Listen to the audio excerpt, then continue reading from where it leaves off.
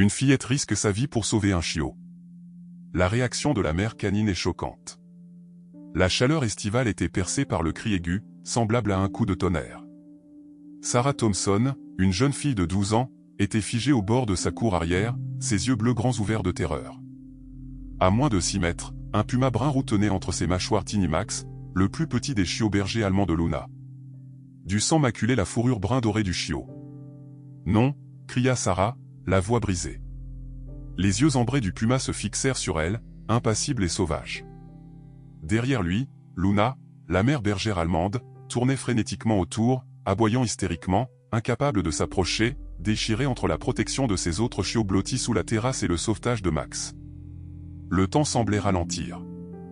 L'avertissement de son père résonnait dans son esprit, ne jamais courir vers un prédateur.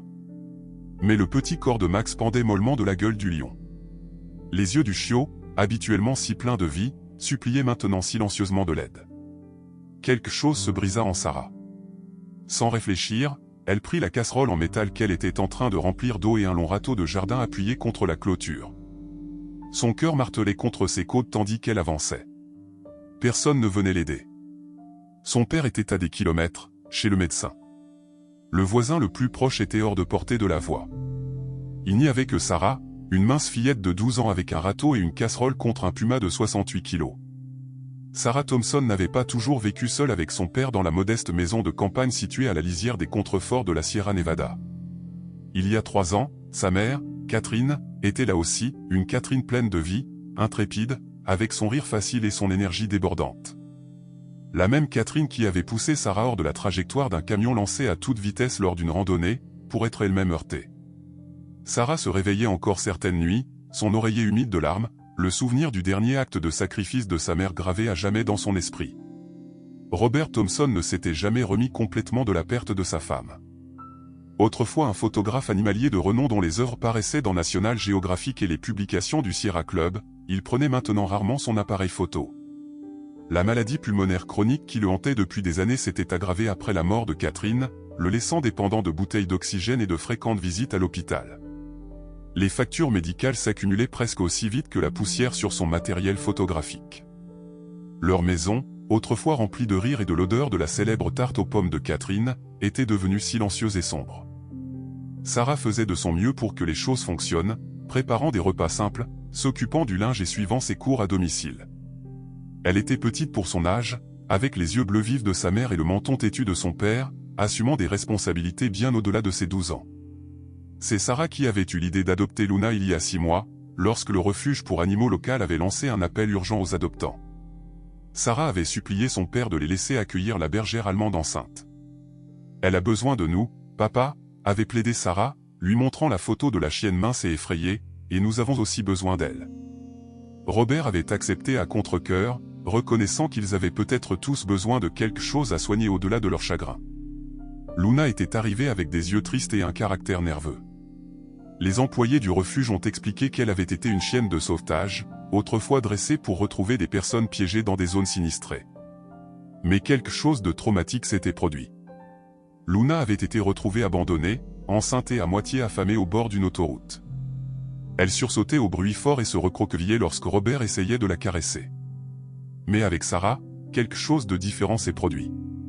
La chienne posait doucement sa tête sur les genoux de la fille, ses yeux bruns, attentifs et protecteurs. Lorsque Luna a donné naissance à 5 chiots dans la buanderie il y a 6 semaines, Sarah était restée éveillée toute la nuit pour s'assurer que chaque petite vie arrivait en sécurité dans le monde. Le dernier, petit, brun doré et en difficulté, avait failli mourir. Sarah l'avait frotté vigoureusement avec une serviette jusqu'à ce qu'il laisse enfin échapper un faible cri. « Celui-ci est un combattant », avait-elle chuchoté, le nommant Max sur le coup. À partir de ce moment, un lien spécial s'est formé entre eux. Alors que les autres chiots devenaient dodus et bruyants, Max est resté plus petit mais a suivi Sarah partout, dormant sur son oreiller la nuit et attendant patiemment à la porte lorsqu'elle quittait la maison. La sécheresse avait tout changé. 3 mois sans précipitations significatives avaient transformé les contreforts verdoyants en un brasier de broussailles sèches. La faune, désespérée de trouver de l'eau, a commencé à s'aventurer plus près des habitations humaines. Robert avait installé des clôtures supplémentaires et avait averti Sarah à plusieurs reprises de garder les portes fermées et de rester vigilante. La nature devient imprévisible lorsque les ressources sont rares, avait-il prévenu. Même les animaux normalement timides pourraient agir différemment. Mais ni Sarah ni Robert n'auraient pu prédire à quel point leur vie allait changer cet après-midi brûlant de juillet lorsque le puma a franchi la clôture. La journée avait commencé comme les autres de ce long été sec. Robert Thompson avait sa bouteille d'oxygène à côté de lui au petit déjeuner. Sa respiration était laborieuse lorsqu'il a expliqué à Sarah son rendez-vous chez le médecin à Sacramento. « C'est juste une consultation, ma chérie. Le docteur Ramirez pense qu'il pourrait y avoir un nouveau traitement qui pourrait t'aider. » Il serra la main de Sarah par-dessus la table. « Madame Peterson devait venir rester avec toi, mais son petit-fils a ce tournoi de baseball. Tu penses que tu t'en sortiras seule pour la journée ?» Sarah hocha la tête avec plus d'assurance qu'elle ne le ressentait. « J'ai 12 ans maintenant, papa, je peux gérer les choses. » Elle jeta un coup d'œil par la fenêtre à Luna, qui était étendue dans un coin d'ombre, ses chiots roulant autour d'elle. « En plus, j'ai Luna et les chiots pour me tenir compagnie. » Les yeux de Robert se plissèrent d'inquiétude. « J'ai laissé tous les numéros d'urgence sur le réfrigérateur. Garde les portes verrouillées et souviens-toi de ce que je t'ai dit au sujet des portes et de la faune. » Sarah termina pour lui, « Je sais, papa, je ferai attention. » Après la disparition de la camionnette de son père dans l'allée poussiéreuse, Sarah s'attaqua à ses corvées avec détermination. Elle remplit la grande gamelle d'eau de Luna, mais le soleil chaud la fit évaporer rapidement. À midi, la température avait grimpé à 39 degrés et Sarah remarqua que Luna haletait lourdement malgré l'ombre. « Tu as besoin de plus d'eau, ma fille, » murmura-t-elle en caressant la tête de Luna. La chienne la regarda avec des yeux fatigués. Les 5 chiots, maintenant âgés de 6 semaines, étaient inhabituellement calmes sous la chaleur, sauf Max. Malgré le fait qu'il était le plus petit, il semblait avoir une énergie infinie, jappant et tirant sur les lacets de Sarah. Sarah remplit un grand seau à l'aide du robinet extérieur et le porta soigneusement vers l'endroit où se trouvait Luna. Le poids du seau lui faisait mal aux bras et l'eau éclaboussait par-dessus les bords, laissant des taches sombres sur la terre desséchée qui disparaissaient presque instantanément. En luttant avec le seau lourd, Sarah poussa la porte latérale avec sa hanche, ne remarquant pas que le loquet ne s'était pas complètement enclenché. Après avoir vérifié que Luna et les chiots avaient suffisamment d'eau, Sarah se retira dans la maison légèrement plus fraîche pour travailler sur ses devoirs scolaires. Max la suivit jusqu'à la porte, gémissant pour entrer. « Désolé, copain, papa dit que les chiots restent dehors jusqu'à ce qu'ils soient propres. » Elle lui gratta derrière les oreilles. « Je viendrai te voir dans un petit moment. » 2 heures plus tard, Sarah avait terminé ses problèmes de mathématiques et cherchait son manuel de sciences lorsqu'elle entendit un aboiement frénétique et aigu, différent des aboiements profonds habituels de Luna. Quelque chose n'allait pas. Sarah courut à la porte arrière et regarda par la fenêtre. Ce qu'elle vit la glaça le sang. Luna était acculée contre la maison, 4 chiots blottis derrière elle, ses dents découvertes en défense désespérée de Max. Il n'y avait aucun signe et au bout du jardin, attiré par l'eau et l'odeur d'une proie vulnérable, se tenait un puma, brun roux, puissant et terriblement concentré. Le premier instinct de Sarah fut d'appeler son père, mais elle savait qu'il était en plein rendez-vous chez le médecin. Ses mains tremblaient alors qu'elle décrochait le téléphone, composant le 911. « 911, quelle est votre urgence ?» La voix du répartiteur semblait provenir d'une grande distance. « Il y a un puma dans notre jardin. » La voix de Sarah tremblait. « Il menace mon chien et mes chiots. » « Êtes-vous en sécurité à l'intérieur de la maison ?» demanda le répartiteur. « Oui, mais... » Les paroles de Sarah furent coupées lorsqu'elle scruta à nouveau la cour et aperçut enfin Max. Le plus petit chiot s'était séparé de sa mère et de ses frères et sœurs. Il se blottissait sous la vieille table de pique-nique, directement sur le chemin du puma. « Oh non, l'un des chiots est en danger. Écoutez-moi attentivement. » La voix du répartiteur devint urgente. Les services de la faune mettent au moins 30 minutes à arriver.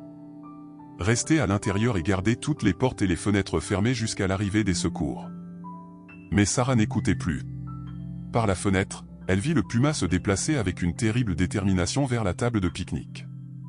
Les aboiements de Luna atteignirent un point culminant, mais elle ne pouvait pas laisser les autres chiots.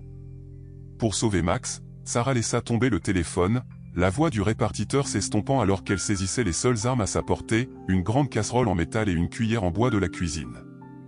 Les paroles de sa mère des années précédentes résonnaient dans son esprit, parfois, être courageux ne signifie pas ne pas avoir peur, cela signifie avoir peur mais faire ce qui est juste quand même. Son cœur battait si fort qu'elle le sentait dans sa gorge. Sarah sortit par la porte arrière. L'herbe sèche craquait sous ses baskets alors qu'elle s'avançait dans la cour, serrant ses instruments de fortune. Le puma n'était plus qu'à quelques mètres de Max, ses puissantes épaules voûtées en préparation du bond. Sarah pensa à sa mère, qui avait tout sacrifié pour la sauver. Elle pensa à Max qui lui faisait entièrement confiance, et elle pensa à sa promesse à son père d'être prudente et de rester en sécurité.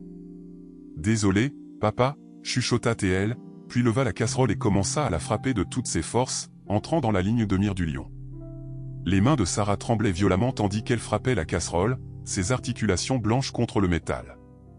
Le puma sursauta au bruit soudain mais ne recula pas. Au lieu de cela, il baissa encore plus son corps, la queue frémissant d'agitation, les yeux fixés sur Sarah avec une concentration prédatrice. « cria Sarah, la voix brisée. Elle se souvint des voyages de photographie animalière de son père, comment il expliquait le comportement des prédateurs, « Faites-vous paraître plus grand, faites du bruit, ne courez pas, ne courez jamais. » Le lion fit un pas vers elle et le courage de Sarah faillit lui manquer. Chaque instinct lui criait de fuir, de retourner à la sécurité de la maison. Mais Max était toujours blotti sous la table de pique-nique, tremblant et gémissant. Les aboiements désespérés de Luna constituaient une bande-son frénétique au drame qui se déroulait. Pendant une fraction de seconde, Sarah fut transportée 3 ans en arrière, sur ce sentier de randonnée à Yosemite. Elle pouvait voir le visage de sa mère, le moment de réalisation lorsque Catherine vit le camion dévier de la route vers elle. La décision fractionnée de pousser Sarah hors du chemin, les pneus qui grincent, l'impact, le corps de sa mère volant dans les airs. « Sarah, cours !» avait crié sa mère. Cela avait été ses derniers mots. Mais Sarah ne pouvait pas courir maintenant. Courir signifiait abandonner Max. Courir signifiait laisser la peur gagner. Courir signifiait déshonorer le sacrifice de sa mère. « Je ne vais pas courir » chuchota Sarah, puis plus fort. « Je ne vais pas courir. » Elle fit un pas en avant, frappant la casserole encore plus fort. Le puma siffla, montrant des dents qui brillaient comme des poignards sous le soleil de l'après-midi. Sarah respirait par petites bouffées, son esprit s'emballait. Le bruit seul ne fonctionnait pas. Elle avait besoin d'un meilleur plan, rapidement. Ses yeux se balayèrent dans la cour à la recherche de quoi que ce soit qui pourrait aider. Le tuyau d'arrosage était enroulé sur le côté de la maison, mais la pression de l'eau était trop faible à cause de la sécheresse pour être utile. L'abri de jardin de son père était verrouillé. Les seules choses à portée de main étaient la casserole dans ses mains et sa propre détermination. Sarah se déplaça latéralement, essayant de se positionner entre le lion et Max. Si elle pouvait juste atteindre le chiot, peut-être pourrait-elle reculer lentement vers la maison, avec lui blotti en sécurité contre elle. Mais en bougeant, le puma l'imitait, lui coupant le chemin vers Max. « Allez, Max !» appela Sarah doucement. « Viens vers moi, copain. » Les oreilles du chiot se dressèrent à sa voix, mais la terreur le maintenait figé. Les muscles du puma se tendirent, prêts à bondir. Que ce soit Sarah ou Max, elle ne pouvait pas le dire. Le temps semblait s'étirer comme du caramel, chaque seconde une éternité de terreur et d'indécision. Puis Sarah se souvint d'autre chose que son père lui avait apprise, les prédateurs sont souvent attirés par le mouvement. Si elle pouvait attirer toute l'attention du lion sur elle, loin de Max, le chiot pourrait avoir une chance de courir vers Luna. Prenant une profonde inspiration, Sarah lança la cuillère en bois aussi loin qu'elle le pouvait dans la cour. La tête du lion pivota vers le mouvement et le son. Dans ce moment de distraction, Sarah commença à reculer vers la table de pique-nique, frappant toujours la casserole avec sa main. « Max, viens !» chuchota-t-elle avec insistance. L'attention du puma revint sur elle, son regard encore plus intense qu'avant. Il fit un pas vers elle, puis un autre. Sarah continua de reculer, utilisant son corps pour protéger la zone où Max se cachait, priant. Le chiot comprendrait. Elle sentit son dos heurter le bord de la table de pique-nique et tendit la main aveuglément avec une main, sans jamais quitter des yeux le prédateur. Ses doigts effleurèrent la fourrure douce de Max. Le chiot gémit, se pressant contre sa jambe. « Brave garçon » murmura Sarah. « Reste avec moi. » Le puma n'était plus qu'à moins de 3 mètres, son souffle visible dans l'air chaud. Sarah savait qu'elle ne pouvait plus reculer sans risquer de trébucher, ce qui serait fatal. Elle devait prendre position ici maintenant. Avec Max blotti contre ses chevilles, Sarah mobilisa toute la force qu'elle possédait. Elle leva la casserole au-dessus de sa tête à 2 mains, se fit aussi grande que possible et prit une profonde inspiration. « Dégage d'ici, » rugit-elle, sa voix plus grave et plus puissante qu'elle ne le pensait possible. Elle claqua la casserole sur la table de pique-nique de toutes ses forces, créant un bruit sourd qui résonna dans la cour. Le puma sursauta, reculant d'un demi-pas encouragé, Sarah recommença encore et encore. Chaque fois en criant à plein poumon. Les aboiements de Luna s'intensifièrent, comme si la chienne avait compris la stratégie de Sarah et ajoutait sa voix à l'effort. Le lion fit un autre pas en arrière, confus par le petit humain faisant autant de bruit. Sarah profita de son avantage, osant faire un petit pas en avant, puis un autre, continuant à faire autant de bruit que possible.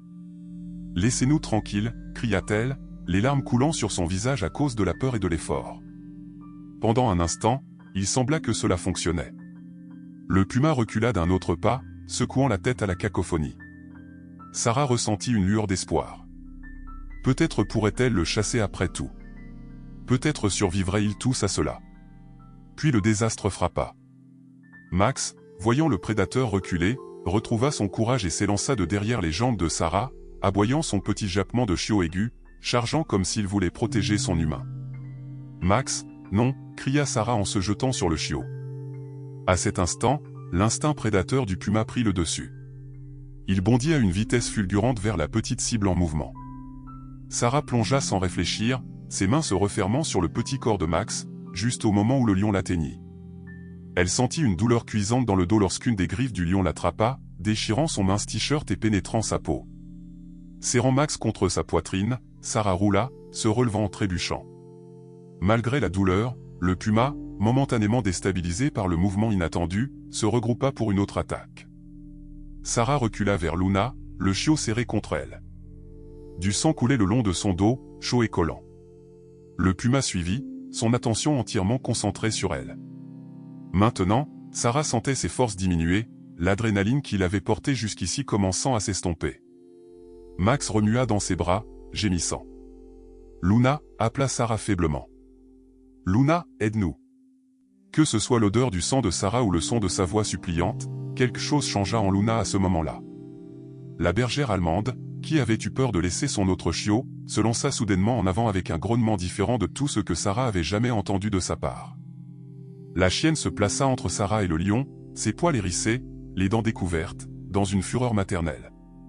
Le puma hésita, réévaluant la situation, maintenant qu'il faisait face à un chien adulte plutôt qu'à un petit humain et à un petit chiot. Luna n'attaqua pas, mais elle ne recula pas non plus, tenant bon avec un grognement constant et menaçant. Au loin, Sarah entendit le bruit d'un véhicule qui approchait. Le puma l'entendit aussi, ses oreilles se dirigeant vers le bruit. Des voix humaines portaient sur l'air sec. Les services de la faune étaient arrivés plus tôt que prévu. Le puma jeta un dernier regard sur sa proie convoitée, puis se retourna et bondit vers la clôture, la franchissant en un seul bond gracieux avant de disparaître dans les buissons au-delà.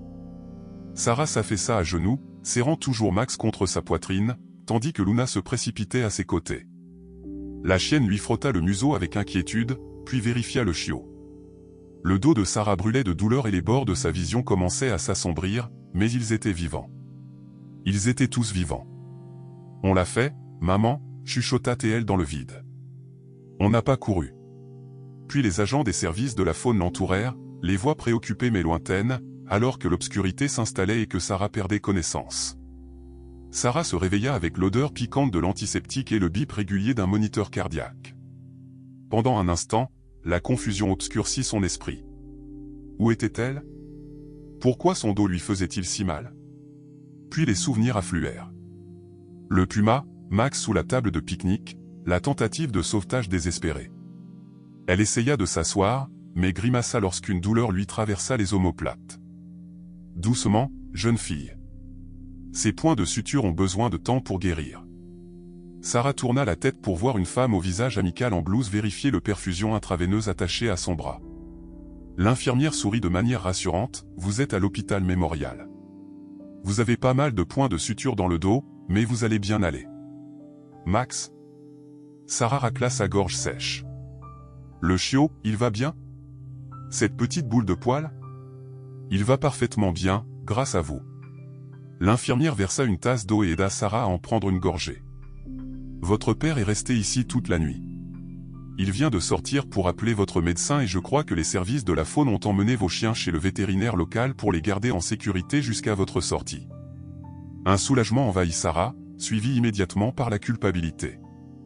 Son père l'avait spécifiquement mise en garde contre les dangers de la faune. Il lui avait fait promettre d'être prudente et au lieu de cela, elle avait failli se faire tuer. Des larmes jaillirent dans ses yeux alors qu'elle imaginait son inquiétude et sa déception. Comme s'il était convoqué par ses pensées, Robert Thompson apparut dans l'embrasure de la porte. Il avait l'air hagard, son visage normalement pâle encore plus blafard, une bouteille d'oxygène à ses pieds. Lorsqu'il vit Sarah réveillée, l'émotion le submergea. Il se précipita à son chevet, maladroitement, la rassemblant dans un câlin doux qui évitait ses blessures. « Sarah, Dieu merci », chuchota-t-il, la voix brisée. « Quand j'ai reçu cet appel, quand ils ont dit que vous aviez été attaqué par un puma. » Il ne put pas finir la phrase. « Désolé, papa », sanglota Sarah contre son épaule. « Je n'avais pas l'intention de laisser la porte entr'ouverte, je n'avais pas l'intention de vous faire peur. » Robert recula, regardant sa fille les yeux rouges. « Les agents des services de la faune m'ont raconté ce que vous avez fait, comment vous avez sauvé Max. Ils ont dit que la plupart des adultes n'auraient pas eu le courage. » Il lui lissa les cheveux en arrière de son front. « Votre mère aurait été si fière. » La mention de sa mère ouvrit une vague d'émotions que Sarah ne pouvait pas tout à fait traiter. « Je n'arrêtais pas de penser à maman, » admit-elle, à la façon dont elle n'a pas couru lorsque le camion est arrivé. Je ne pouvais pas courir non plus. Le visage de Robert se contracta et il s'assit lourdement sur la chaise à côté de son lit. Votre mère a toujours dit que vous aviez son cœur. Je pense que vous avez aussi son courage. Il prit une respiration hésitante. Mais, Sarah, promets-moi que tu ne te mettras plus jamais en danger comme ça.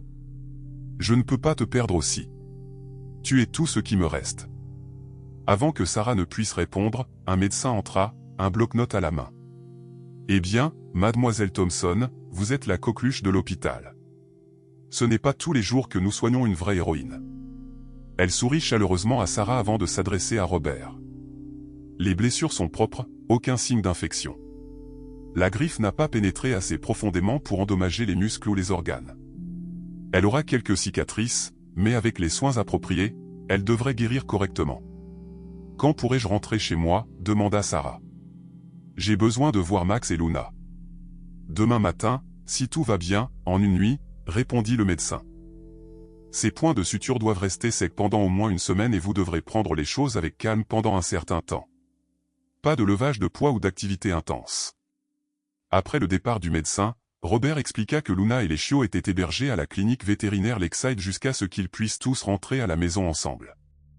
Ah, le docteur Patterson dit qu'ils vont tous bien, surtout votre petit combattant. Pas même une égratignure sur lui.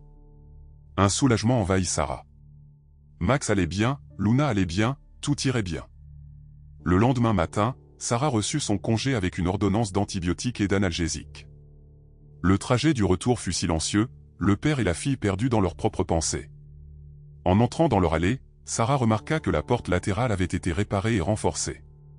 Monsieur Wilson, le voisin, était passé et l'avait réparée correctement.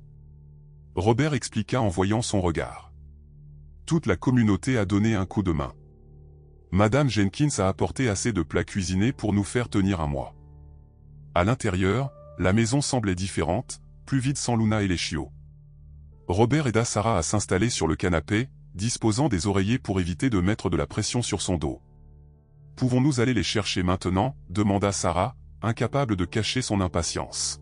« Max doit avoir si peur sans nous. » Robert hocha doucement la tête. « Tu as besoin de te reposer aujourd'hui. Le docteur Patterson a dit qu'elle les amènerait demain matin. C'est mieux comme ça. Cela te donne le temps de reprendre des forces. » Une déception envahit Sarah, mais elle savait que son père avait raison. Son dos lancinait. Malgré les analgésiques, l'épuisement la tiraillait, et elle s'endormit, rêvant des yeux attentifs de Luna et des pitreries de Max. Le lendemain matin, le temps était clair et légèrement plus frais, un bref répit par rapport à la canicule écrasante. Sarah se réveilla tôt, l'excitation bouillonnant en elle malgré son malaise. Aujourd'hui, Luna et les chiots rentreraient à la maison. Le docteur Patterson arriva juste après le petit déjeuner, sa fourgonnette vétérinaire blanche soulevant de la poussière dans l'allée. Sarah attendit sur le porche, à peine capable de se contenir lorsque la vétérinaire ouvrit les portes arrière. Luna fut la première à sortir, scrutant immédiatement la cour avant d'apercevoir Sarah. La bergère allemande bondit sur les marches, tout son corps se tordant de joie alors qu'elle caressait doucement la main de Sarah. « Elle était impatiente de revenir auprès de vous, » dit le docteur Patterson, portant une grande cage contenant les 5 chiots. « Ils vont tous parfaitement bien. » La vétérinaire posa la cage et l'ouvrit. 4 chiots sortirent, jappant et explorant leur environnement, mais Max resta au fond de la cage, inhabituellement calme. Max appela Sarah doucement. « Ça va, copain, tu es chez toi maintenant. » Lentement, le petit chiot sortit, les oreilles aplaties contre sa tête. Lorsqu'il vit Sarah, il se figea, la regardant intensément. « Il se souvient, » dit le docteur Patterson tranquillement. « Les chiens ne gèrent pas les traumatismes de la même manière que nous, mais ils se souviennent. » Sarah tapota doucement ses genoux. « Viens ici, Max, tout va bien. » Le chiot hésita, puis se jeta soudainement en avant, sautant sur les genoux de Sarah et couvrant son visage de léchage frénétique. Sarah rit, les larmes de joie coulant sur ses joues alors qu'elle câlinait son héros à fourrure.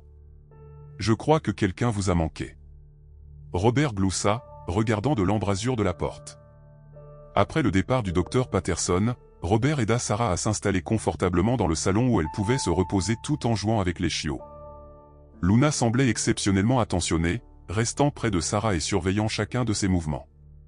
Les autres chiots sont rapidement revenus à leur comportement turbulent habituel, mais Max est resté collant, refusant de partir. Sarah observa Max se blottir contre sa jambe, endormi, tandis que ses frères et sœurs se battaient à proximité. Son côté est différent. C'est comme s'il savait ce qui s'était passé. Robert hocha la tête pensivement. Les animaux comprennent plus que nous ne le pensons. Tu lui as sauvé la vie. Cela crée un lien. Comme le soir approchait, Sarah commença à préparer la zone de repas de Luna sur le porche arrière, comme elle le faisait toujours, avec l'aide de Robert. Il portait le gros sac de nourriture pour chiots tandis que Sarah disposait les gamelles, une grande pour Luna et 5 petites pour les chiots. Lorsque le dîner fut prêt, Sarah appela les chiens. Luna rassembla ses chiots vers la nourriture, et tous se mirent à manger avec empressement, sauf Max qui continua de regarder Sarah. « Allez, » l'encouragea TL. « Tu dois manger. » À contre-cœur, Max rejoignit ses frères et sœurs près des gamelles. Sarah sourit et se retourna pour rentrer avec son père. Mais en atteignant la porte, ils entendirent un remue-ménage. Se retournant, ils virent un spectacle étonnant. Luna avait attrapé Max par la peau du cou et l'emmenait loin de la nourriture, vers Sarah. « Que fait-elle » demanda Robert, perplexe. Sarah s'agenouilla, la douleur la tenaillant, tendant la main tandis que Luna approchait. La chienne mère déposa Max doucement au pied de Sarah, puis la regarda avec ce qui semblait être de l'attente dans ses yeux bruns. « Je crois qu'elle veut que tu le nourrisses, » dit Robert, émerveillé. Confuse, mais désireuse d'essayer, Sarah prit la gamelle de Max et la posa à côté d'elle. Luna poussa Max vers elle, puis s'assit, observant le chiot commencer à manger. Une fois qu'il mangeait régulièrement, Luna retourna à son propre repas et aux autres chiots. « C'est un comportement étrange, » murmura Robert. « Je n'ai jamais rien vu de tel. » Cette nuit-là, Luna insista pour dormir près du lit de Sarah plutôt que dans son endroit habituel dans la buanderie avec les chiots. Max refusa également de quitter Sarah, gémissant piteusement jusqu'à ce qu'elle le soulève sur son lit, où il se blottit immédiatement contre son oreiller. Le lendemain matin apporta une autre surprise.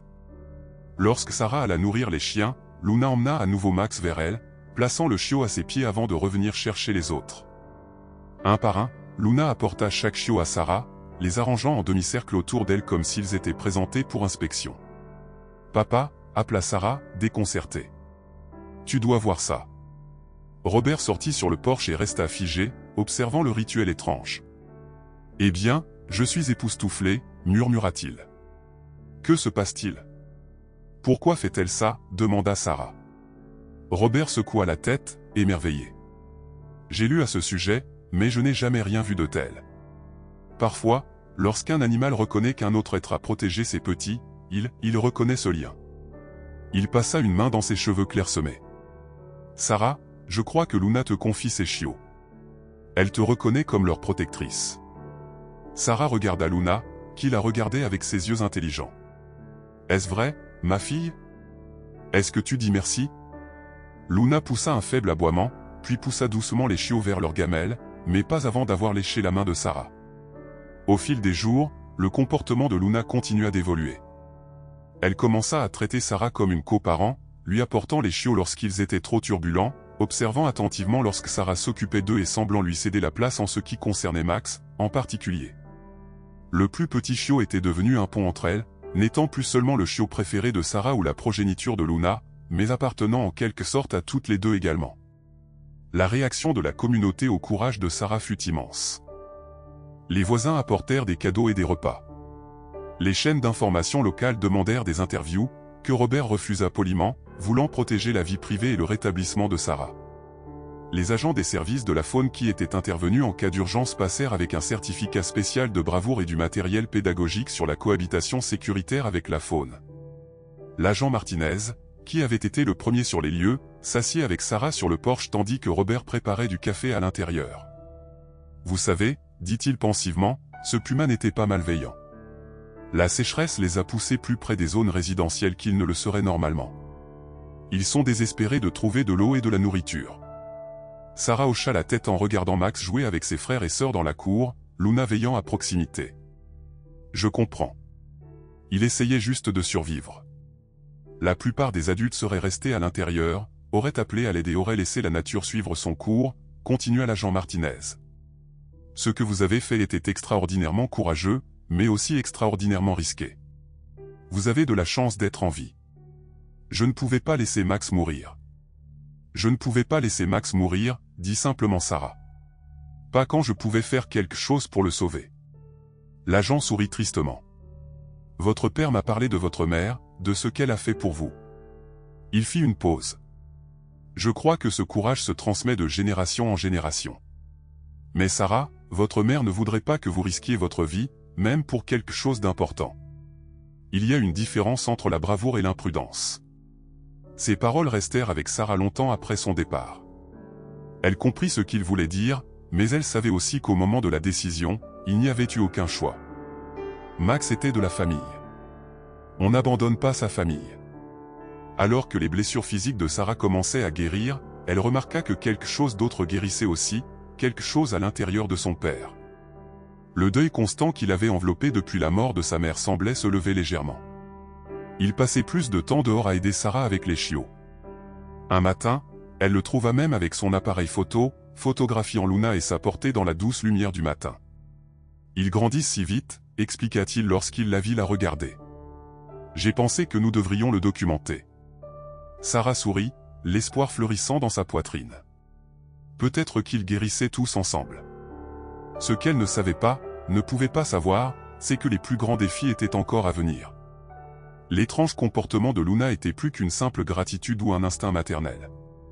C'était une sorte d'avertissement, une préparation, car Luna savait quelque chose que Sarah et Robert ne savaient pas.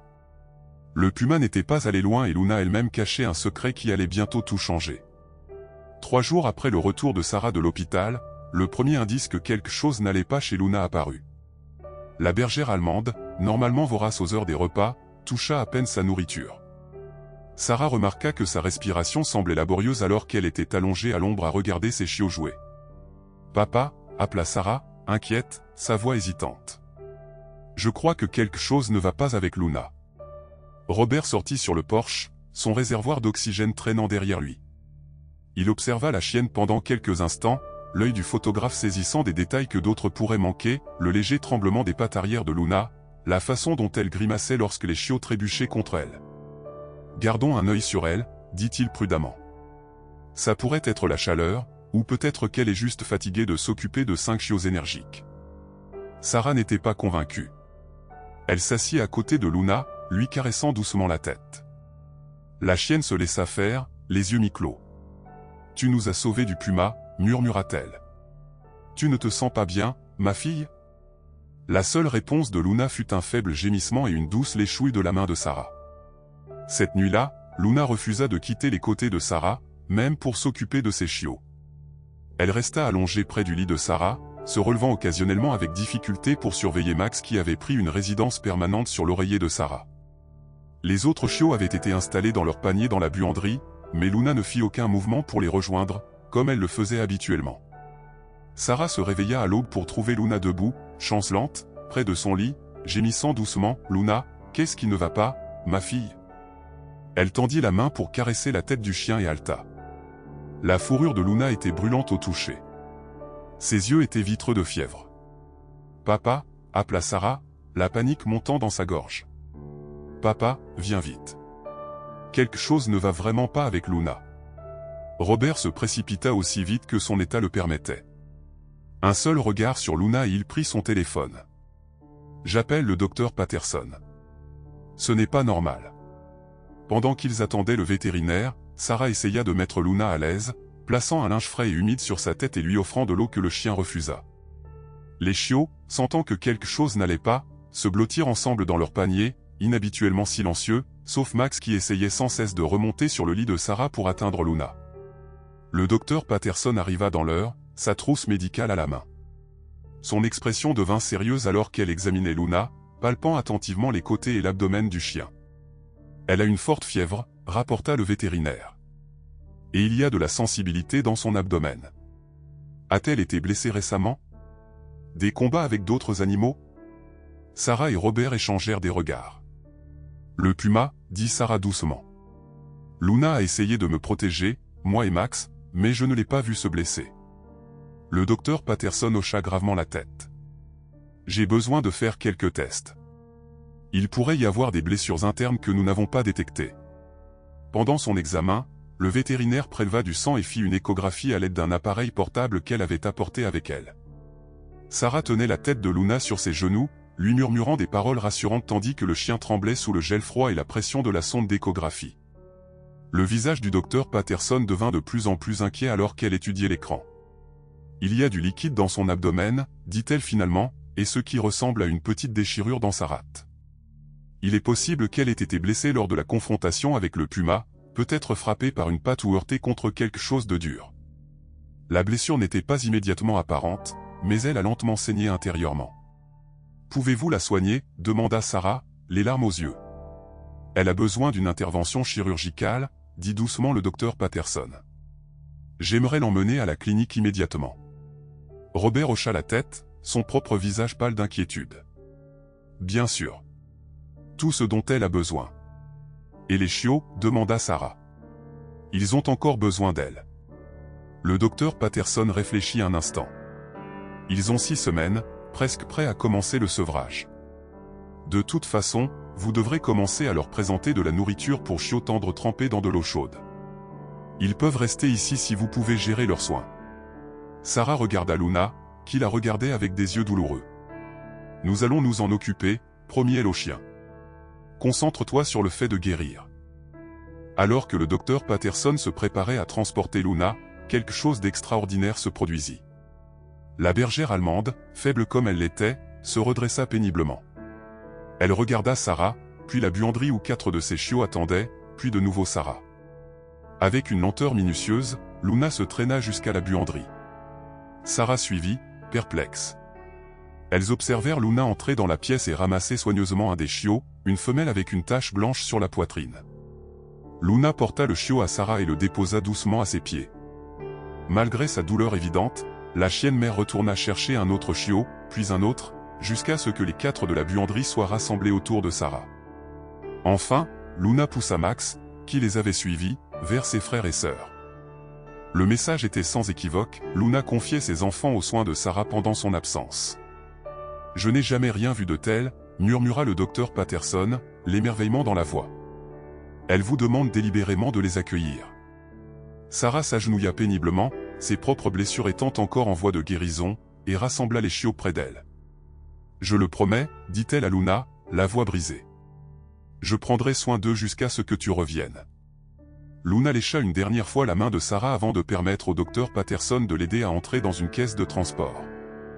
Alors que la camionnette du vétérinaire s'éloignait, Sarah resta sur le porche avec 5 chiots anxieux qui tournaient autour de ses pieds, la regardant jusqu'à ce que le véhicule disparaisse. « Luna est forte, » dit Robert en passant un bras réconfortant autour des épaules de sa fille. « Elle va s'en sortir. » Sarah hocha la tête, essuyant ses larmes. « Elle le doit. Ils ont besoin d'elle, nous avons besoin d'elle. » Les 48 heures suivantes furent un flou de soins aux chiots et d'attentes anxieuses.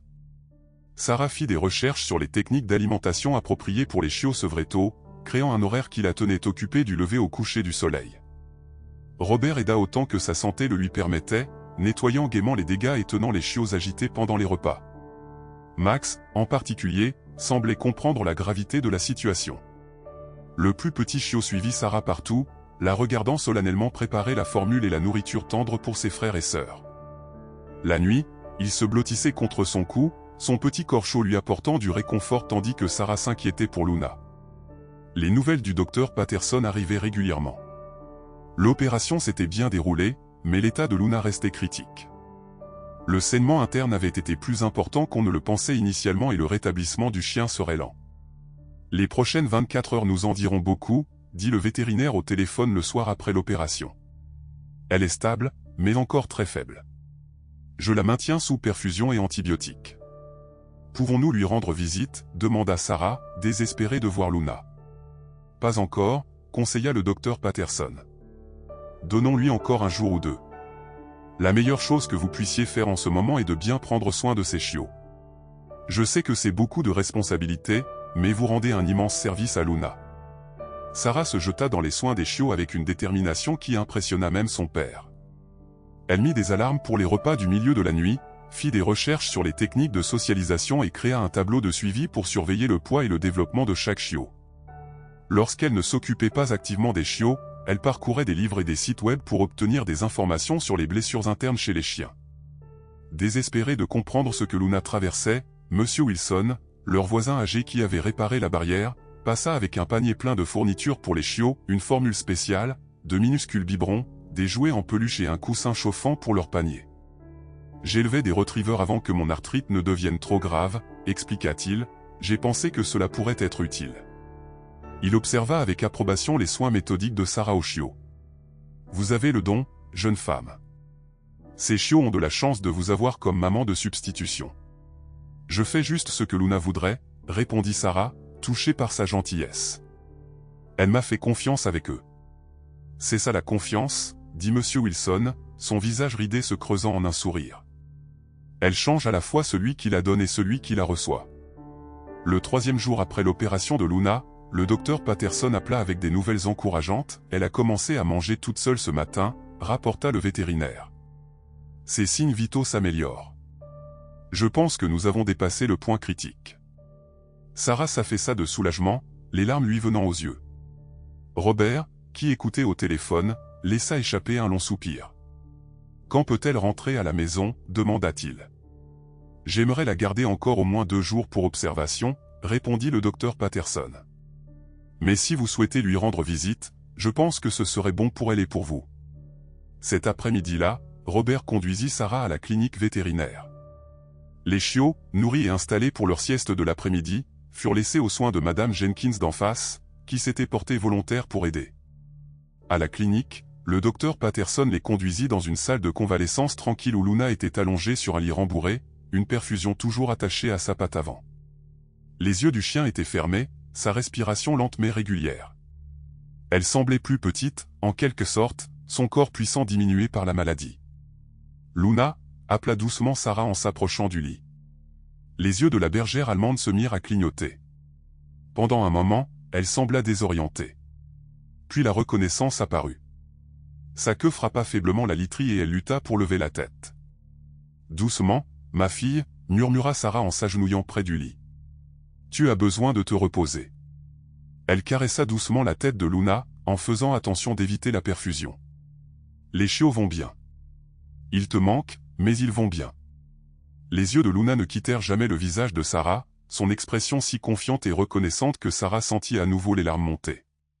Tu vas aller bien, murmura-t-elle. Nous allons prendre soin de toi, tout comme tu as pris soin de nous. Le docteur Patterson, qui observait depuis l'entrée, s'avança. Son pronostic est bon, mais le rétablissement prendra du temps. Elle aura besoin d'une activité restreinte pendant plusieurs semaines, d'une nourriture spéciale et de médicaments. Robert hocha la tête, tout ce dont elle a besoin, nous le lui fournirons. La chose la plus importante, continua le docteur Patterson, est de la garder calme et tranquille. Pas d'excitation, pas d'activité intense.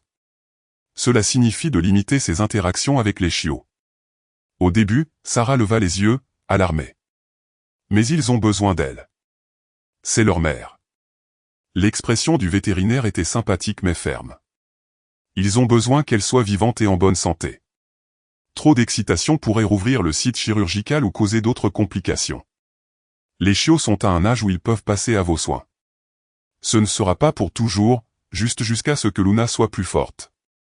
Comme si elle comprenait la conversation, Luna poussa un faible gémissement et lécha la main de Sarah. Ses yeux expressifs semblaient dire « J'ai confiance en toi ». La visite, bien que brève, souleva le moral de tous.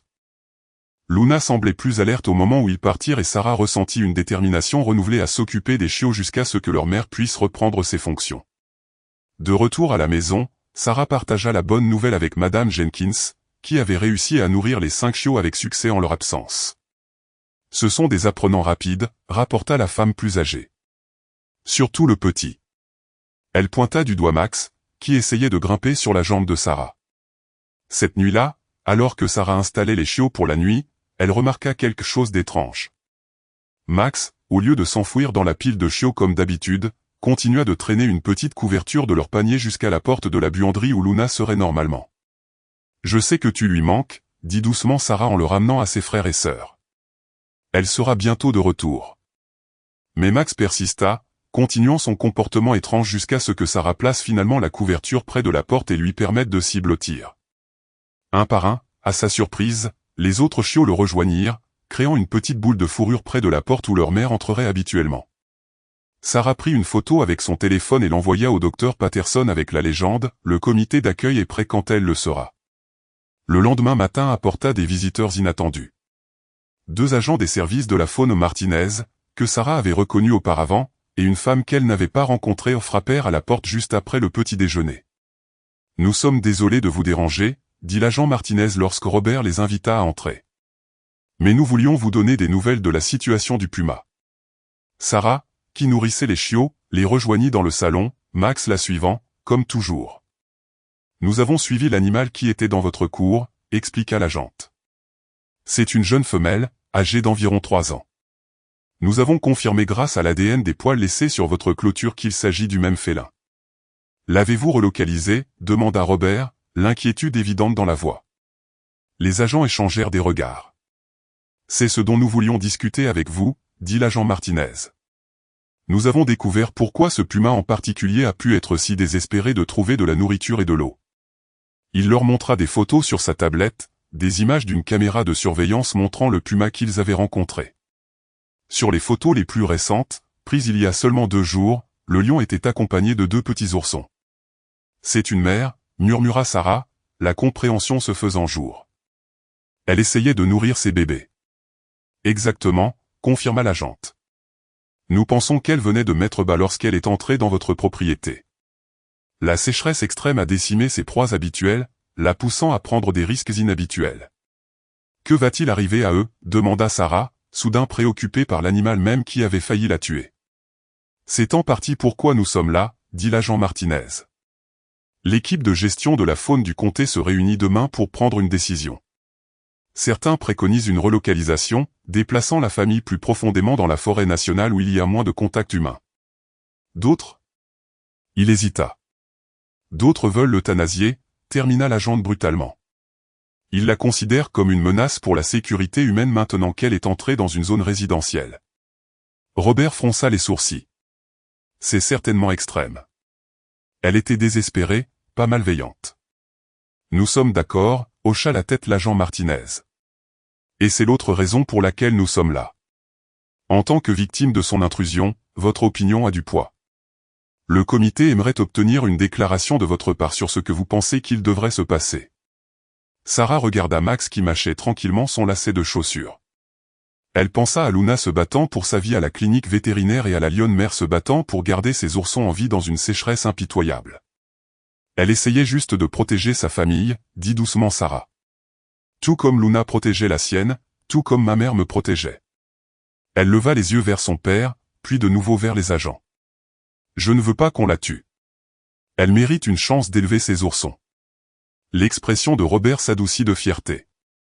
Ma fille a raison. Nous ne blâmons pas la lionne, nous blâmons les circonstances. Si la relocalisation est une option, c'est ce que nous soutiendrons. L'agent Martinez sourit, visiblement soulagé. J'espérais que vous diriez ça. Votre déclaration aidera énormément. Alors que les agents se préparaient à partir, l'agente fit une pause, regardant pensivement Sarah. Vous savez, nous avons manqué de personnel dans notre programme de sensibilisation. Nous pourrions utiliser quelqu'un avec votre expérience directe pour aider à enseigner aux enfants la sécurité et la coexistence avec la faune. Si vous êtes intéressé, une fois que vous serez complètement rétabli, vous pourriez peut-être faire du bénévolat lors de certains de nos événements communautaires.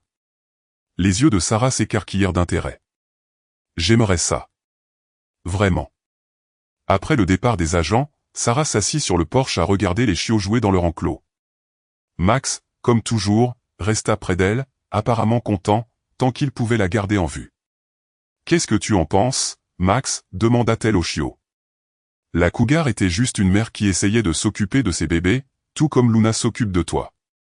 Max leva les yeux vers elle avec ses yeux confiants, puis se raidit soudainement, son petit corps alerte, le nez qui frémit. Il poussa un petit aboiement, non pas effrayé, mais alerte. Sarah suivit son regard jusqu'au bord de leur propriété où la terre s'inclinait vers la forêt. Pendant un instant, elle pensa voir une forme fauve se faufiler entre les arbres rabougris par la sécheresse, la moindre suggestion d'un corps puissant et Dieu vigilant. Puis ce fut fini, laissant Sarah se demander si elle l'avait imaginé. Mais Max continua de regarder cet endroit, sa posture attentive plutôt qu'effrayée. À cet instant, quelque chose changea dans la compréhension de Sarah, la cougar, Luna, sa mère, elles étaient toutes liées par la même force puissante, le désir de protéger ce qu'elles aimaient, quel qu'en soit le coût. Ce n'était pas la méchanceté qui avait amené la lionne à leur porte, mais l'instinct le plus fondamental de tous. Son téléphone sonna, interrompant ses pensées. C'était le docteur Patterson, sa voix brillante de bonnes nouvelles. « Luna est prête à rentrer à la maison demain », annonça le vétérinaire. « Elle se rétablit plus vite que je ne le pensais.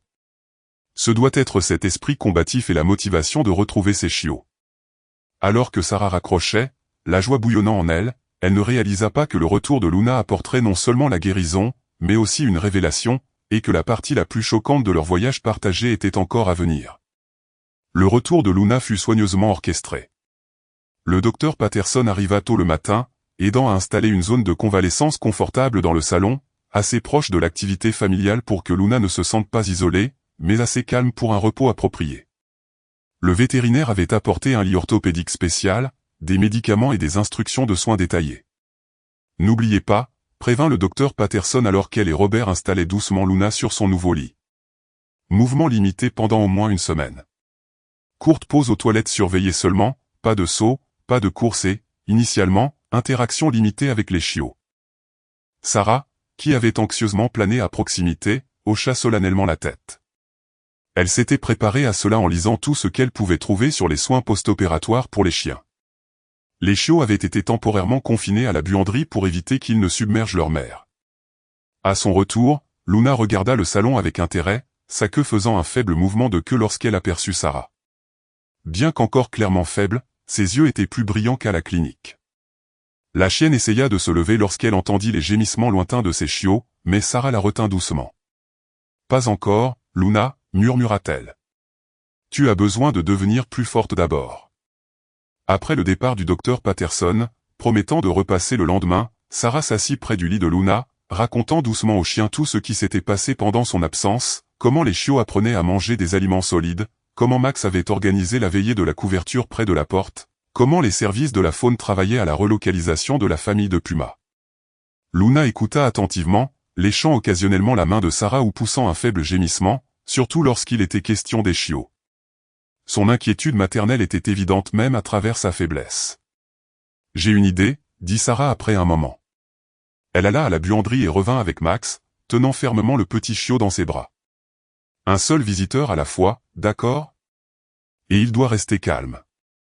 Elle s'agenouilla près du lit de Luna, permettant à la chienne mère de voir et de sentir son plus petit chiot.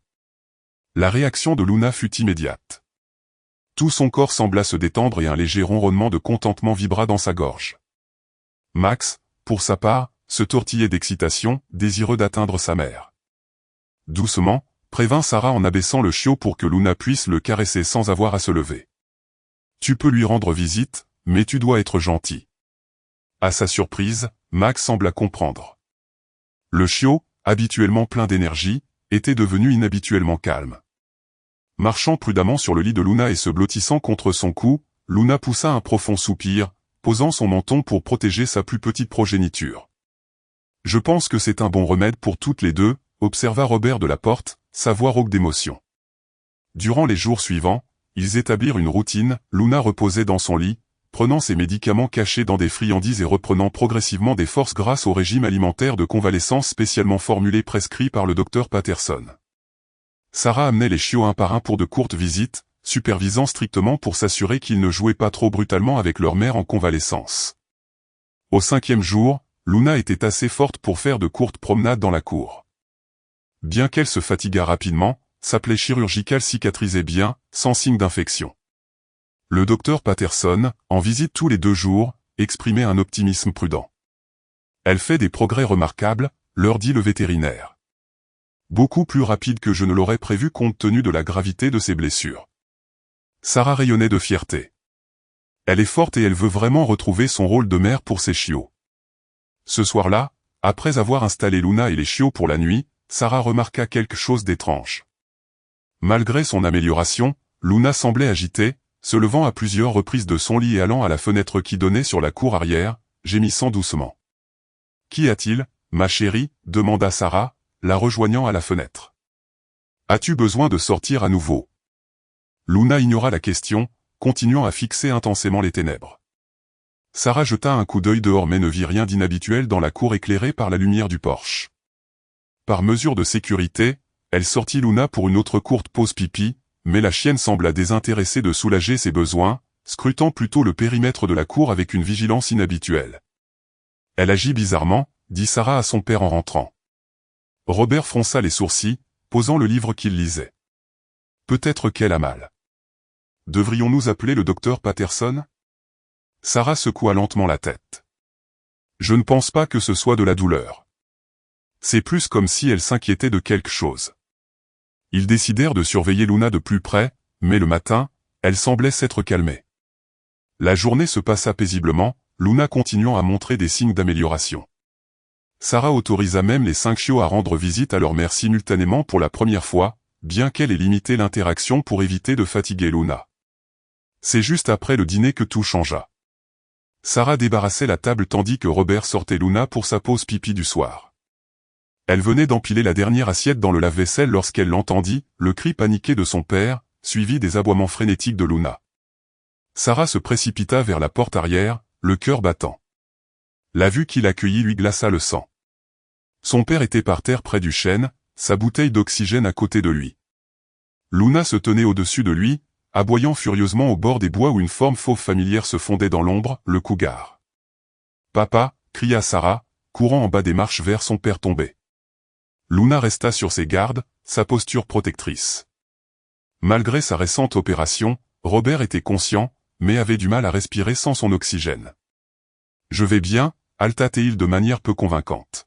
« Je suis juste tombé, j'ai eu des vertiges. » Sarah rebrancha son tube d'oxygène avec des mains tremblantes, son esprit bouillonnant. Le cougar avait-il attaqué? Non, il n'y avait pas de sang, aucun signe de blessure autre que la chute. Il semblait plus probable que l'apparition soudaine du prédateur ait effrayé son père, le faisant trébucher. « Rentrons », lui demanda-t-elle, l'aidant à se relever.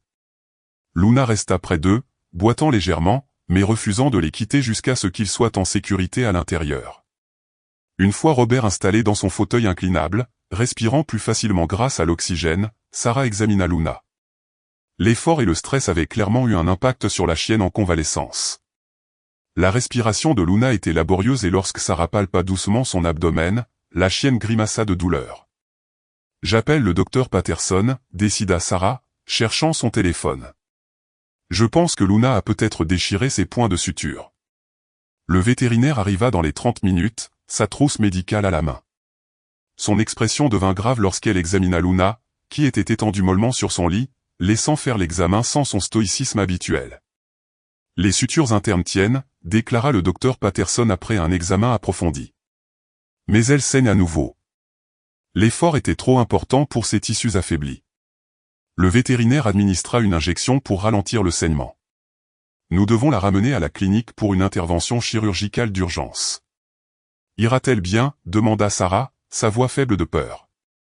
L'hésitation de Patterson en dit long. Je ne sais pas, Sarah. Elle était déjà affaiblie par la première opération.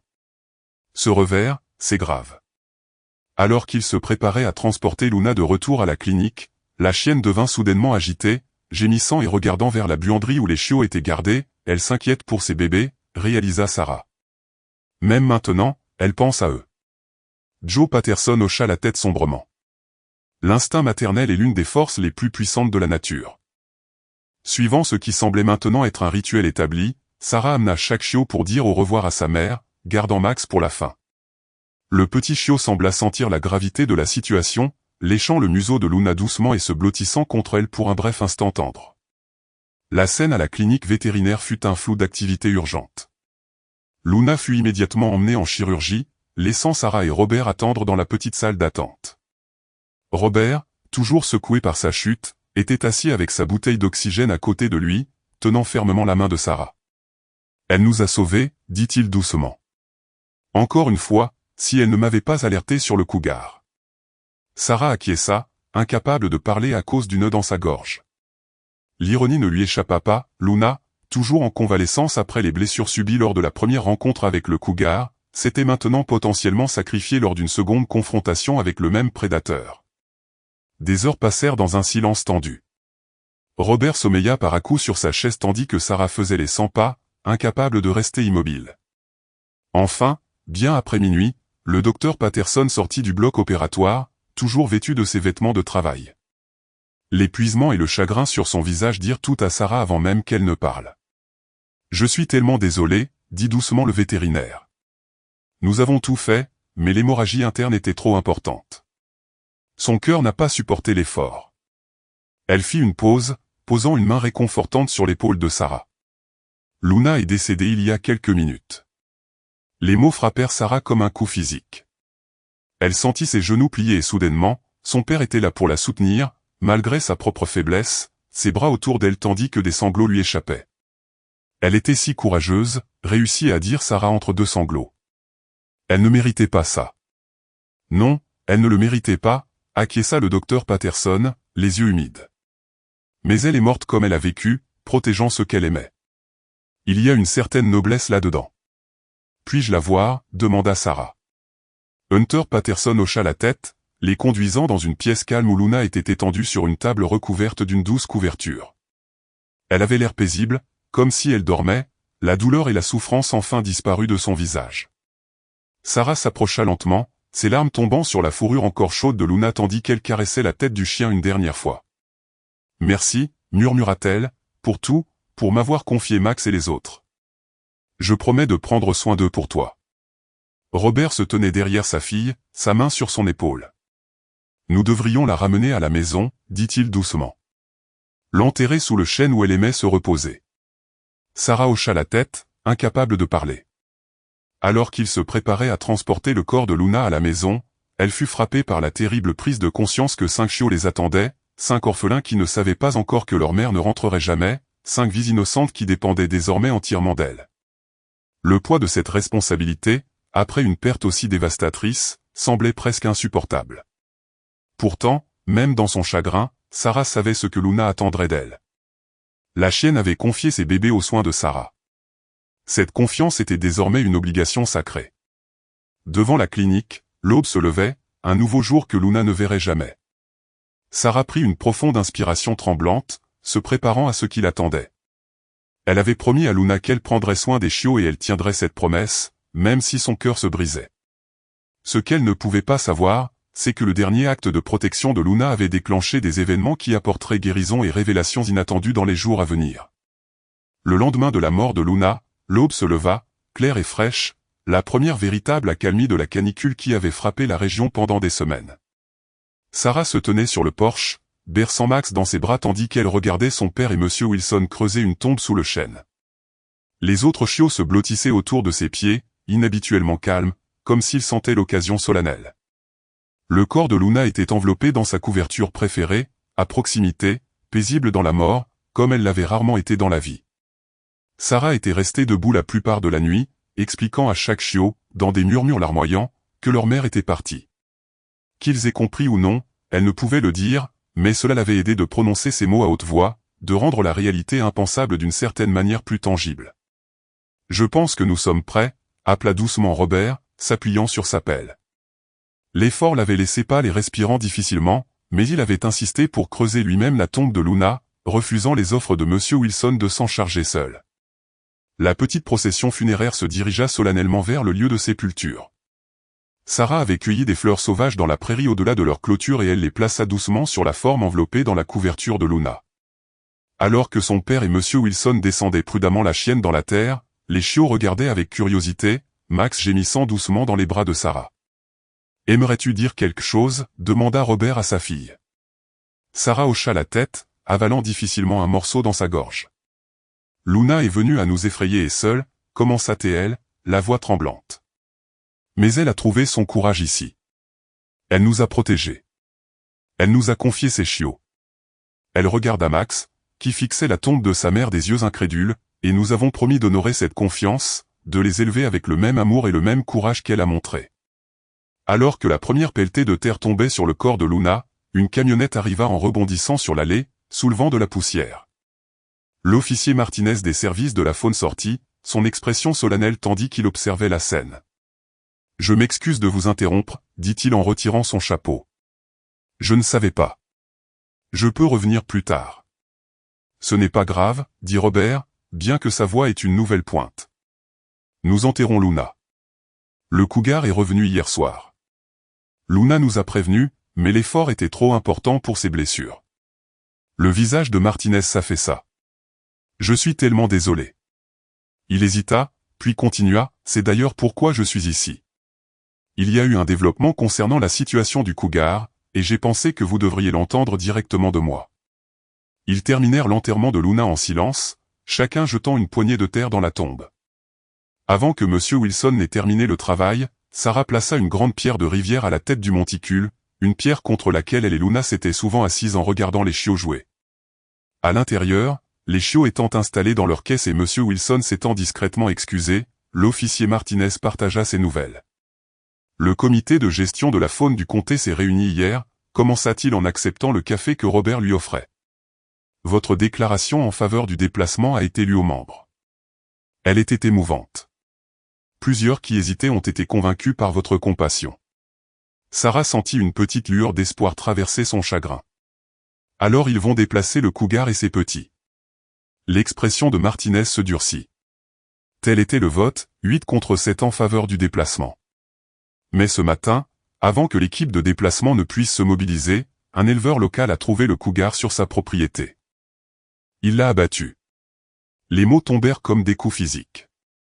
Sarah haleta, de nouvelles larmes jaillissant dans ses yeux. Il l'a tué, mais qu'en est-il de ses petits? C'est l'autre raison pour laquelle je suis ici, dit Martinez, sa voix plus douce maintenant. L'éleveur ne connaissait pas les petits. Lorsque notre équipe est arrivée, ils les ont trouvés cachés à proximité, 2 petits mâles d'environ 8 semaines. Ils sont trop jeunes pour survivre seuls. Seront-ils euthanasiés? Demanda Robert, son bras autour des épaules tremblantes de Sarah.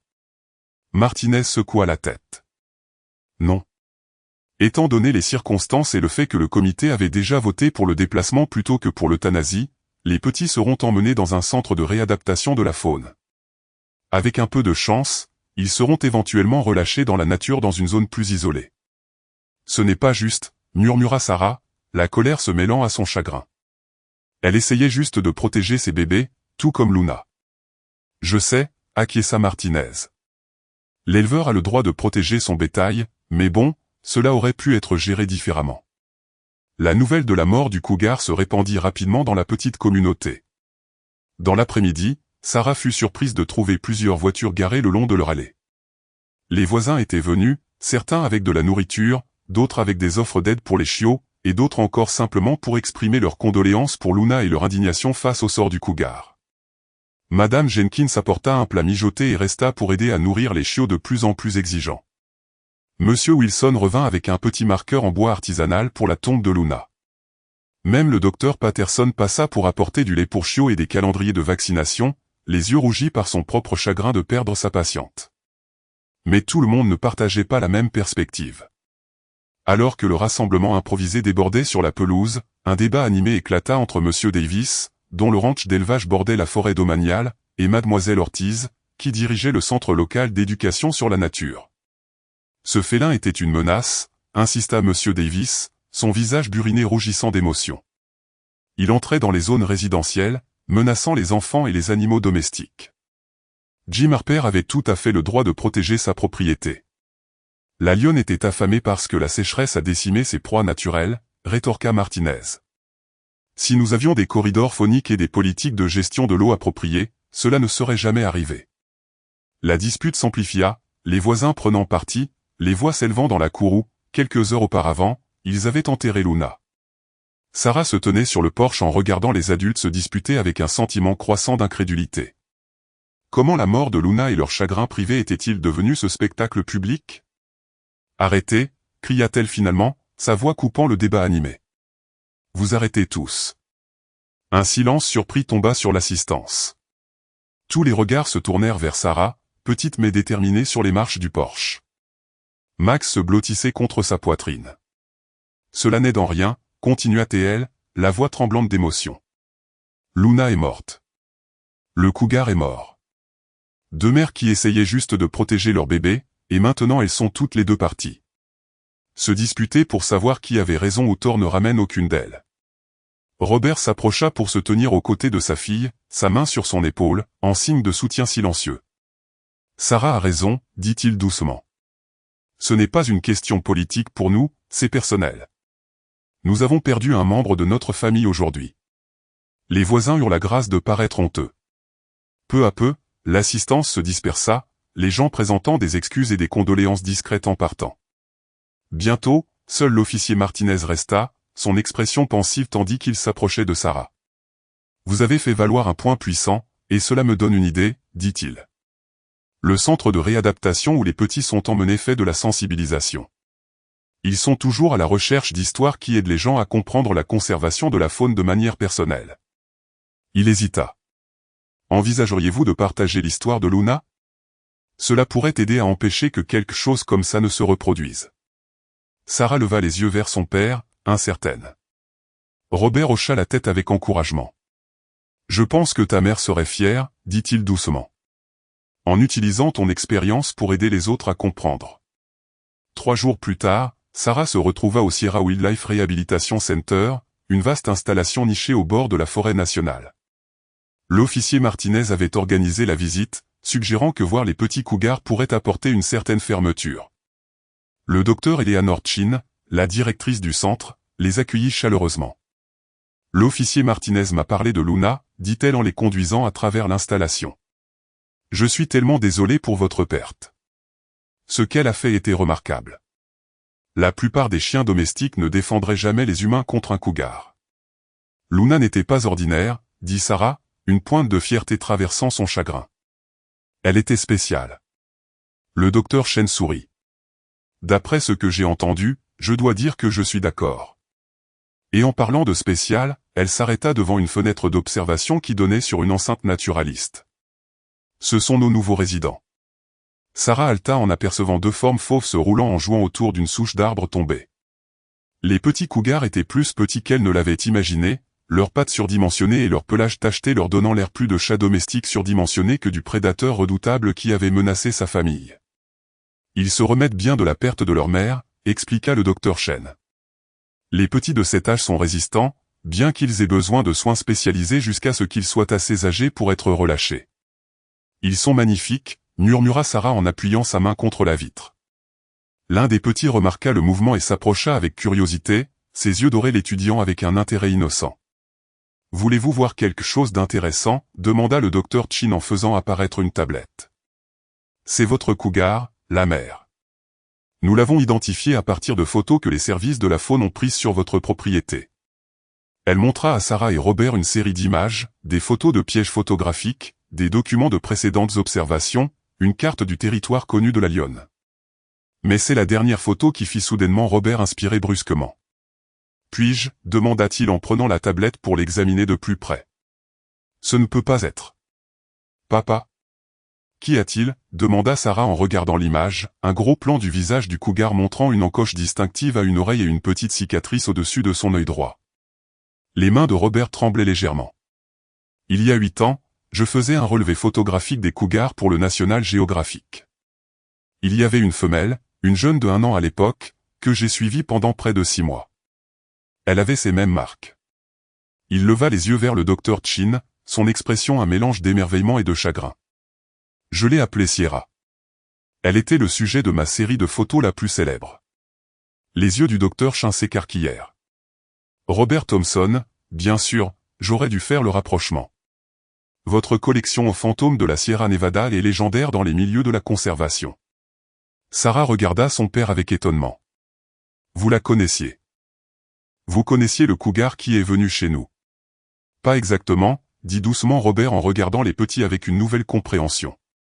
Mais j'ai passé plus de temps avec elle que n'importe quel autre animal sauvage que j'ai jamais photographié. Elle était extraordinairement intelligente, remarquablement insaisissable. Je l'ai suivie pendant des kilomètres, jour après jour. Il secoua la tête, perdu dans le souvenir. La dernière fois que je l'ai vue, elle avait été blessée lors d'une bagarre avec un autre cougar. Je pensais qu'elle ne survivrait pas, mais elle l'a fait. Un sourire triste effleura ses lèvres. Elle a toujours été une survivante. Sarah regarda les petits, les voyant avec de nouveaux yeux. Alors ce sont ces bébés. Les bébés du cougar que vous connaissiez. Robert hocha la tête, l'émotion rendant sa voix rauque. La vie a une étrange façon de boucler la boucle. À ce moment-là, quelque chose changea dans la compréhension de Sarah, une prise de conscience que les fils de leur vie étaient entrelacés de manière qu'elle n'avait jamais imaginée, Luna, le cougar, le passé de son père, le sacrifice de sa mère, son propre courage, tous connectés dans un schéma complexe qui ne devenait clair qu'à présent. Papa, dit-elle lentement, une idée prenant forme. Je pense que je sais ce que nous devons faire. 1 mois après la mort de Luna, la propriété Thomson s'était transformée. Ce qui était autrefois une simple cour était maintenant divisé en 2 zones distinctes, une aire de jeu sécurisée et clôturée pour les chiots, qui grandissaient de jour en jour, et un jardin de plantes indigènes entourant la tombe de Luna, sous le chêne. Le jardin comportait une végétation résistante à la sécheresse qui prospérait sans arrosage excessif, ainsi qu'une petite fontaine solaire qui fournissait une source d'eau fiable pour la faune locale. Sarah était assise sur le nouveau banc à côté de la tombe de Luna, regardant Max et ses frères et sœurs se rouler et jouer dans leur enclos. À 12 semaines, ils perdaient leur rondeur de chiot, leurs traits commençant à ressembler à ceux du noble berger allemand qu'était leur mère. Max restait le plus petit de la portée, mais ce qui lui manquait en taille, il le compensait en cœur. Il était toujours le premier à accueillir Sarah, le plus attentif à ses ordres, et dormait toujours sur son oreiller tous les soirs. Ils ont l'air bien, dit la voix de son père en s'approchant, portant 2 verres de limonade. Robert se déplaçait plus facilement ces jours-ci, sa respiration moins laborieuse. Il tendit un verre à Sarah et s'installa à côté d'elle sur le banc. Ils le sont, acquiesça-t-elle en acceptant la boisson fraîche avec reconnaissance. Le docteur Patterson dit qu'ils sont sur la bonne voie sur le plan du développement, bien qu'elle pense que Max pourrait toujours être petit. Robert rit. La taille n'est pas tout. Ce petit gars a le cœur d'un lion. L'expression resta suspendue dans l'air entre eux, un rappel de tout ce qu'ils avaient traversé. Sarah sirota sa limonade, ses yeux se posant sur le panneau peint à la main au bord de leur propriété annonçant le centre d'éducation sur la faune Luna's Legacy, ouverture prochaine. L'idée avait pris racine ce jour-là au centre de réadaptation. Si Sarah ne pouvait pas sauver Luna ou le cougar, elle pouvait peut-être honorer leur mémoire en aidant à prévenir des tragédies similaires à l'avenir. Avec l'aide du docteur Chan et le soutien enthousiaste de l'officier Martinez, elle avait élaboré un plan pour transformer une partie de leur propriété en un centre éducatif axé sur la sécurité de la faune et la coexistence. Robert avait surpris tout le monde en embrassant le projet sans réserve. Il a fait don de toute sa collection de photos aux fantômes de la Sierra Nevada pour servir de pièce maîtresse des expositions. Plus surprenant encore, il avait recommencé à prendre des photos, documentant la croissance des chiots, le changement de paysage alors qu'il préparait le centre et le retour progressif de la faune à leur nouvelle source d'eau. L'entrepreneur a appelé ce matin, dit Robert en suivant le regard de Sarah vers le panneau. Les fondations de la salle de réunion seront coulées la semaine prochaine et les présentoirs devraient être prêts pour l'installation d'ici la fin du mois. Sarah hocha la tête, un léger battement dans son estomac. Penses-tu vraiment que les gens viendront ? Qu'ils écouteront. Ils le font déjà, répondit Robert avec un sourire doux. Madame Jenkins m'a dit que ses petits-enfants ne parlaient que de la brave fille et de ses chiens lorsqu'ils venaient. Et Monsieur Davis, dont je n'aurais jamais pensé qu'il changerait d'avis sur la gestion des prédateurs, m'a demandé hier des informations sur l'installation d'une de ces stations d'eau pour la faune sur sa propriété. C'était vrai, leur petite communauté s'était rassemblée autour du projet de manière inattendue. Des dons avaient afflué, de l'argent, des matériaux de construction, du travail bénévole et des fournitures. Même Monsieur Harper, l'éleveur qui avait abattu le cougar, avait fait un don discret après avoir visité le centre de réadaptation pour voir les petits orphelins. Nous avons ce groupe scolaire qui arrive demain, se souvint soudainement Sarah. 30 enfants de l'école primaire Cedar Ridge. Je devrais relire ma présentation. Robert posa une main sur son épaule. Sarah, tu as répété cette présentation une douzaine de fois. Tu la connais par cœur. De plus, ces enfants ne viennent pas pour entendre un discours élaboré. Ils viennent te voir, toi et les chiots, et entendre ton histoire de première main. Sarah soupira, sachant qu'il avait raison mais ressentant toujours le battement de nerfs. Les prises de parole en public n'avaient jamais été son fort, mais la passion pour son sujet lui donnait une confiance qu'elle n'avait jamais eue auparavant. Leur conversation fut interrompue par le bruit d'un véhicule arrivant dans l'allée. Un camion familier des services de la faune apparut, l'officier Martinez au volant, mais c'est son passager qui fit Sarah bondir sur ses pieds de surprise, le docteur Chin du centre de réadaptation, qu'il n'avait pas vu depuis leur visite quelques semaines auparavant. Nous avons des nouvelles, annonça Martinez en s'approchant, le visage illuminé d'un sourire inattendu. Le docteur Chin a pensé que vous devriez les entendre en personne. La vétérinaire de la faune portait une tablette qu'elle tendit à Sarah alors qu'elle s'asseyait à côté d'elle. Regardez, lui demanda-t-elle. Sur l'écran, il y avait des images d'un piège photographique. L'horodatage indiquait qu'il avait été enregistré il y a seulement 2 jours au bord de la forêt nationale, à environ 20 mètres de leur maison. La vidéo montrait un affleurement rocheux à l'aube, d'abord vide. Puis, lentement, 2 jeunes pumas émergèrent des buissons, plus des petits, mais pas encore adultes. Leur mouvement était prudent mais assuré tandis qu'ils exploraient les rochers avant de disparaître à nouveau dans la forêt. « Les petits ?» demanda Sarah, sa voix à peine audible. « Les petits de Sierra. » Le docteur Chen hocha la tête, son visage reflétant l'émerveillement de Sarah. « Nous les avons relâchés la semaine dernière, plus tôt que prévu. Ils ont prospéré en réadaptation, montrant des compétences de chasse remarquables dans leur enclos d'entraînement. Ce sont les premières images que nous avons capturées d'eux dans la nature. Ils se portent bien, ajouta l'officier Martinez. C'est un territoire idéal pour les pumas, beaucoup de proies naturelles, loin des habitations humaines. Ils ont de bonnes chances. Sarah regarda à nouveau la vidéo, les larmes aux yeux, puis tendit la tablette à son père. Ils ont réussi, dit-elle doucement. L'héritage de leur mère perdure. Robert examina attentivement les images, son œil de photographe notant la bonne santé des jeunes lions, leurs postures alertes, leur force évidente. Tout comme l'héritage de Luna perdure, dit-il, jetant un coup d'œil vers l'enclos des chiots. Les 4 membres de la famille se sont rendus ensemble pour voir les chiots, qui se sont précipités vers la clôture, enthousiastes à la vue des visiteurs. Le docteur Chen s'agenouilla pour les saluer, ses mains expertes vérifiant leur développement pendant qu'elle parlait avec Sarah de leur progrès. Ils sont bientôt prêts pour l'adoption, fit remarquer la vétérinaire. Avez-vous réfléchi à ce que vous allez faire avec eux? Sarah hocha la tête, ayant mûrement réfléchi à la question. Les voisins ont déjà réclamé 3 d'entre eux. Madame Jenkins prend la femelle avec la tache blanche sur la poitrine, Monsieur Wilson veut le plus grand mâle et même Mademoiselle Ortiz du Centre Nature adopte un chiot. Papa et moi gardons Max, bien sûr. Et le dernier, hésita-t-elle, échangeant un regard avec son père. Le dernier sera notre chien ambassadeur ici, au centre, termina Robert. Il a le tempérament calme et la nature amicale de Luna, parfait pour le travail éducatif. Alors que le docteur Chen et l'officier Martinez se préparaient à partir, l'agent des services de la faune remit à Sarah une enveloppe officielle. Ceci est arrivé au siège hier. J'ai pensé que cela pourrait vous plaire. À l'intérieur se trouvait un certificat nommant Sarah agente junior honoraire de la faune, ainsi qu'une invitation à prendre la parole lors de la conférence annuelle sur la conservation de la Sierra Nevada à Sacramento le mois suivant. Ils veulent que je parle de Luna et du puma, demanda Sarah, stupéfaite. Ils veulent que vous parliez de la coexistence, corrigea gentiment Martinez. De la compréhension que les humains et la faune peuvent partager cette terre si nous sommes prêts à apprendre et à nous adapter. votre histoire relie les mondes, Sarah. Elle aide les gens à voir les liens. Après le départ de leurs visiteurs, Sarah et Robert poursuivirent leur routine du soir, nourrir les chiots, préparer un dîner simple pour eux, vérifier le système d'irrigation du jardin. Au crépuscule, Sarah se sentit attirée une fois de plus vers la tombe de Luna.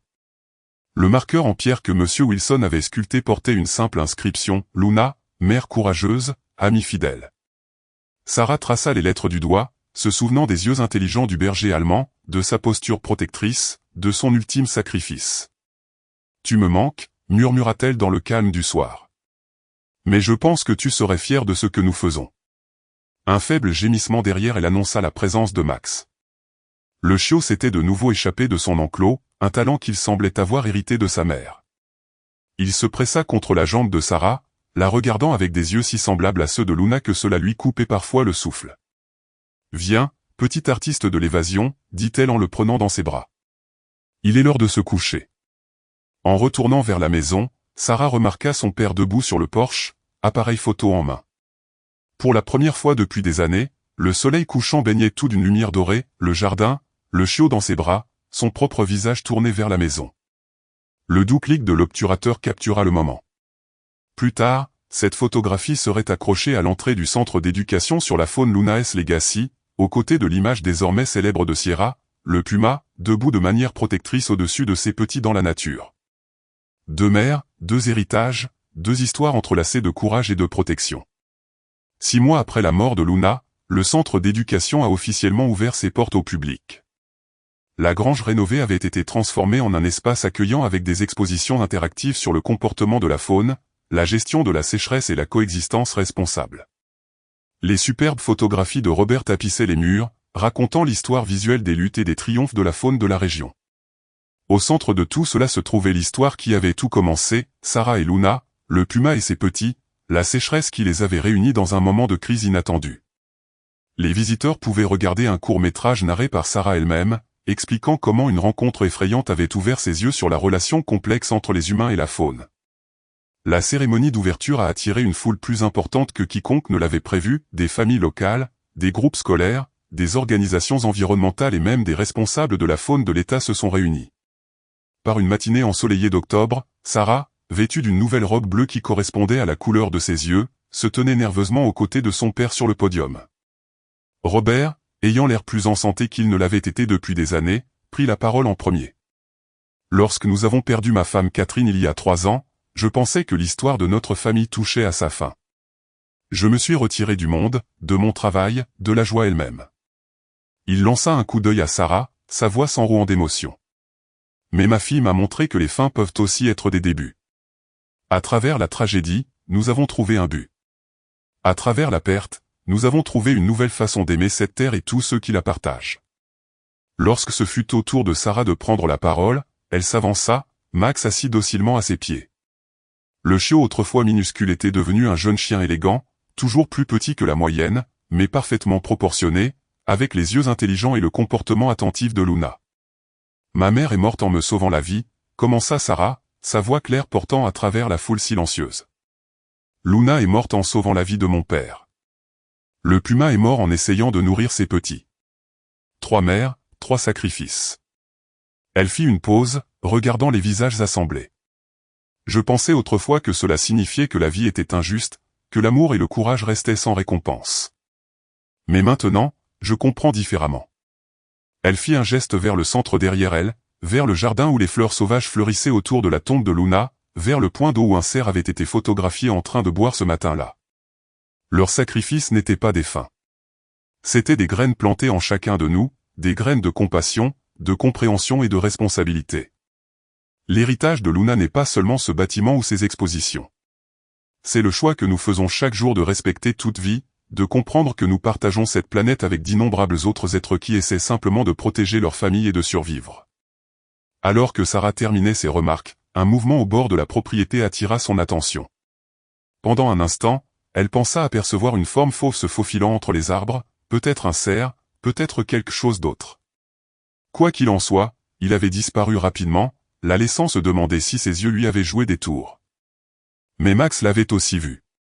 Le chien était resté attentif, regardant les arbres, non pas avec peur, mais avec une sorte de reconnaissance.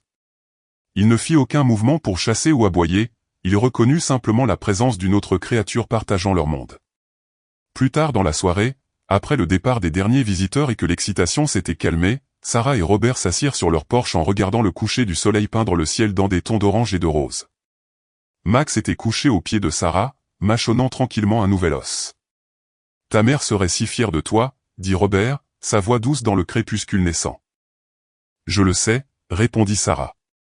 Sarah s'appuya contre l'épaule de son père, ressentant une paix qu'elle ne connaissait plus depuis la mort de sa mère. « Penses-tu que Luna savait ?» demanda-t-elle, lorsqu'elle a amené ses chiots vers moi ce jour-là. « Penses-tu qu'elle savait d'une manière ou d'une autre ce qui allait arriver, qu'elle leur confiait à moi pour le meilleur ?» Robert réfléchit attentivement à la question. « J'ai passé ma vie à photographier des animaux sauvages, essayant de comprendre leur manière. Ce que j'ai appris, c'est que les animaux ne pensent pas au futur comme nous. Ils vivent dans le présent, suivant des instincts plus profonds que la pensée. » Il regarda leurs propriétés transformées, le centre d'éducation, le jardin indigène, le point d'eau pour la faune, tout créé à partir de la tragédie et de la perte. Luna t'a fait confiance à ce moment-là parce qu'elle a reconnu quelque chose en toi, le même esprit protecteur, le même courage qu'elle possédait. Elle n'aurait pas pu savoir ce qui allait arriver, mais elle savait qui tu étais, et c'était suffisant. Sarah regarda Max maintenant somnoler paisiblement à ses pieds, le dernier morceau vivant de Luna qu'elle aurait toujours avec elle. En le sauvant, elle avait trouvé son propre but et sa passion.